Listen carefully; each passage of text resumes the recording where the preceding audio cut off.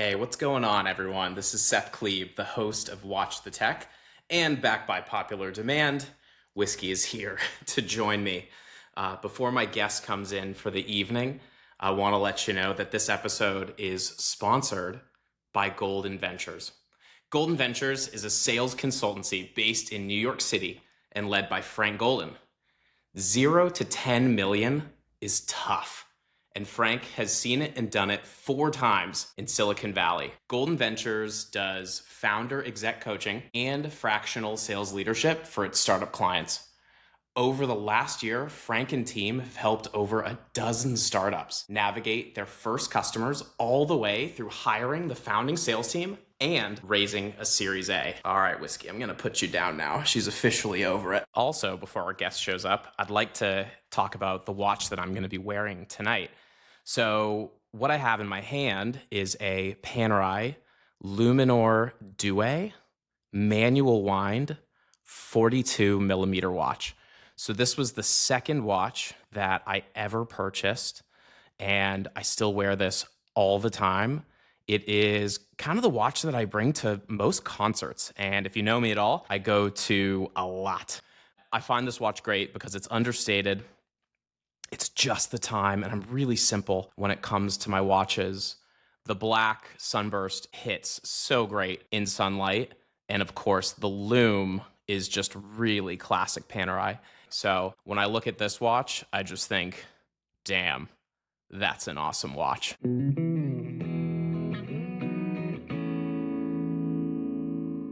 All right, Luke McKinlay, welcome to Watch the Tech. How you doing, man? I'm doing great, Seth. How are you? I'm fantastic, and even better that before the record started, I saw you took a sip of what looked like a scotch. So I think I'm going to join you there. Cheers, man. Yeah, I just got home. It's been a long day, long Cheers. week. It's a Wednesday. Cheers. Okay, yeah. Had a board meeting last night, but it was a great board meeting. Okay, awesome. Well, let me tell some of the listeners and viewers a little bit about yourself, and then, dude, let's talk about watches. Awesome. Let's do it. So Luke is the VP of Finance at Fountain. You've been there for over 6 years now. Were you always in this role, or did you start somewhere else and you moved into it? I've always been the head of finance at Fountain. I was hired in finance and operations manager, right? That was when the company was 20 employees, and have just scaled with the company and have grown into the seat. So still the senior financial officer, next is CFO title, shooting for that soon. I like that. Well, I'm glad I get to get you on the podcast before you get the CFO title. And so for those who don't know, Fountain is a high-volume workforce management platform that empowers the world's leading brands to streamline and scale their recruiting function. So customers include Amazon and UPS, just to give an example. And also, in addition to Fountain, you are a seed investor at Fog Ventures, and you've been doing that for over 3 years? Yep, seed investor there. I've gotten into a few investments. Very cool. Well, if you'd ever like to invest in a young upstart podcast by the name of Watch the Tech, you can shoot an email to us at watchthetechpod@gmail.com. Are you doing advertising, making advertising revenue? How are we monetizing this? You know, I don't really believe in advertising revenue. I don't need Clorox bleach before an episode starts telling people to do stuff. So if I'm gonna have a sponsor, it's actually gonna be something that I care about. And then of course, as I said, like I would never do bleach. I would absolutely do a Tide to Go pen. I swear by those. Now, what if like a small upstart watch brand were to come to you and say, "Hey, would you be interested in letting us advertise on your platform?" Only if I actually already liked the brand. That's a good one. Otherwise, I just can't do it.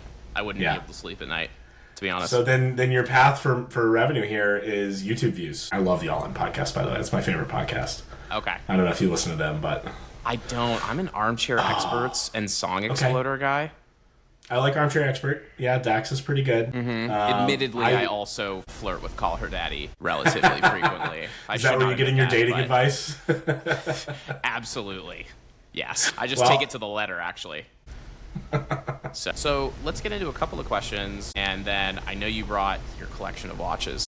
So, since you just came from a board meeting, I just want you to admit it. Do you vibe better with the board members who wear cool watches? Definitely. And I look at the board members who are wearing Apple Watches, there's quite a few of them, and I definitely am like, come on, you could do better. Right, red flag immediately. You could definitely You're do like, better. do I really want you running my...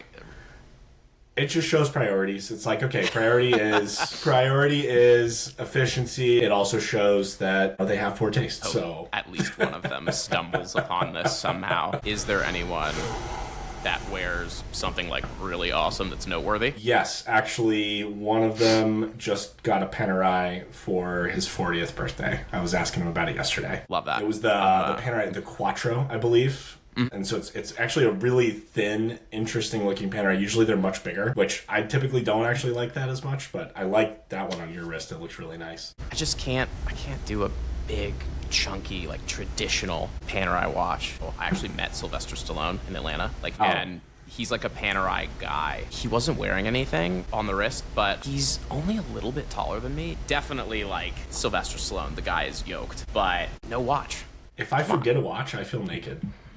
I'm like, oh, shit. I'm the same way. The watch. It's the worst feeling. And I'm like, okay, do I go back? I play that game with myself. Like, all right, I'm down the street already. Do I go back and get a watch? Like, am I really going to do that? I've done it before a few times. Just a weird day. It's a weird day, though. Something goes off. Something's weird. Now, can we survive without them? Of course. But do they make us feel better? Absolutely. I mean, a life without watches is like a life without chocolate and puppies. Yeah. There's true character, there's expression, there's a little spark of joy every time I look at it. I've always liked them. Okay. So, well, if you always liked them, where did the interest start for you? Like, was there anyone who influenced you? Yeah, I mean, definitely, I've always liked watches. I wouldn't say there was one single person that influenced me to get my first watch. My first watch was a Hamilton. My first, like, nice, fun, cool watch. Hamilton, I bought it for myself in college. But my first real watch, and it's the one I'm wearing at the moment, it's a Monta. I don't know if you can see that. Yeah. If you've ever heard of Monta, they're a small startup-y brand out of St. Louis. And I actually went to school not too far from St. Louis. And one of my fraternity brothers got involved with the founders of Monta. He's done all their social media marketing. And when Monta first launched, I decided to go ahead and pick one of these up. This is one of the first batch Montas that ever got made. And I was like, okay, this is my first real watch. And I was living in New York at the time. And it was all I could afford as well. It was not crazy expensive, but definitely a stretch. And I was really proud of it. And I still am proud of it. I still wear it. Hold it up to the camera a little bit. I'm curious on like what the dial Absolutely looks like. Oh, very cool. It's got a Submariner feel to it. It's got a Submariner feel, yeah. Yeah. Submariner, Oh, I like that.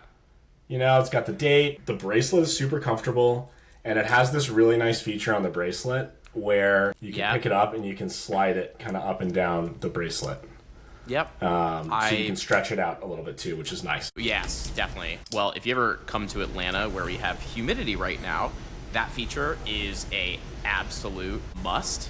All of my watches and both of my Rolexes have that like extender thing. That's the technical term, also extender thing. And it's cool to have that on a watch that's like sub 2K. They're a great company, so that's my plug for Monta. Nice. All right, I like this watch. But I want to ask, like, have you ever regretted a watch purchase before we, like, keep rolling? Like, no, I agonize. I deeply agonize over my watch purchases. Yeah. To the point at which, like, once I've made the decision that I'm going to buy a watch, it then takes me 4 months from that decision. Sure. To actually execute on buying the watch. Because I'm like, okay, I'm buying a watch. What do I want? And then you start to really narrow it down. You're like, okay, what's the dial color? What's the brand? What am I looking for? You know, what's the story that I'm looking to tell? What am I trying to celebrate with this watch too? What's the occasion? It's a full process. And then once you get down to the brand, you're like model, color. And for me, that's the fun part though too. Like I enjoy that process. Then you've like made the decision and then you just wait and really make sure that you want it. Yep, you wait and then you start looking for deals. I'm a deal guy, I'm a finance guy, right? I have no problem buying a used watch. Chrono 24 is a great resource. Doma Shop, also a great resource. You look for the right deal and then you buy. And then you feel amazing. I've impulse bought one watch before. I mean, that was a Speedmaster. That was the Hong Kong trip when I was there. So we get over there, my now wife, then fiance, we were there for one of her good college friends' weddings. This was still during COVID, the tail end of COVID. So Hong Kong had been pretty locked down, and so they were not selling mini watches. All of the stores there had so much inventory that their prices were really good. And I'm the type of person that buys a watch to celebrate something. And so I was gunning for the VP promotion. I had talked to my CEO about going from director to VP. It hadn't happened yet, but I'm like, I'm going to bet on myself that I'm going to get this. And so let's go look at watches. And so I get into the store and I start poking around, and this store has this awesome Speedmaster that's in great condition. And Speedmaster's always been one of my dream watches. And so I decided, it was like such a good deal. I was like, okay, let's go ahead and pull the trigger on this thing. Looked, check prices on Jumbo Shop, all that stuff. Because again, I'm a research. Oh, of course, you're still type. I'm making sure that I'm getting a good deal. You're like, I'm gonna pretend to be impulsive, but secretly, I'm still going to bet the hell out of it. Yeah, and secretly, I've been thinking about buying a Speedmaster for 10 plus years. Like that was the one that I always wanted to be my first proper higher end watch. And so went ahead and got the Speedy. It's a classic Speedy, from the 2020s. There's no view on the back. It's just classic Speedy. But it's a beautiful piece, and I love it. Basically, every day now I wear this guy. Why a Speedmaster? Why was that the one that you zeroed in on so long ago? I love the history. When you think about a mechanical piece of equipment that can survive in space, and that NASA says, this is the piece that we're going to go with, that says something. I love telling the story that, this was the watch that set the time for Apollo 13. If you've watched the movie, when they had to burn for 9 seconds, it's like they used this to do that, and that's because the computer was down on the lander. I like having some history or some deeper meaning behind the watch. There needs to be something else there. Did you see there's that new movie with Channing Tatum and Scarlett Johansson that talks about the moon landing and stuff? I've seen that it exists. I have not seen it yet. Highly recommend. Fly Me to the Moon. Yes, gotta watch it. It is great for a date night, I can attest. And there's several Omega callouts, and it's kind of part of the plot that weaves its way in. Oh, okay, that's awesome. I'm definitely going to check it out. Well, I like that your ears perked up after I said date night, and then I said, Omega lore. And you're like, yeah? What? Cool. All right, so you worked your way up to the Speedmaster. What came after? The last piece to show off is the watch that Leia actually got me for the wedding day. So this was actually something that I'd heard from a couple other guys that, their wives would get them watches on the wedding day. And I've always thought that was a pretty cool thing for a wife to do, because I've spent a lot of money to get you this beautiful engagement ring. It's a symbol of your love. It's a symbol of this big day, this commitment. Yeah, however you want to sell it, Luke. You're getting a watch, and I'm very pro this trend, just to be clear. Very pro this trend. And every girl that's listening to this, you can absolutely make a huge impact in your guy's happiness. And so she got me an IWC Portofino, and I love this thing. It's blue dial.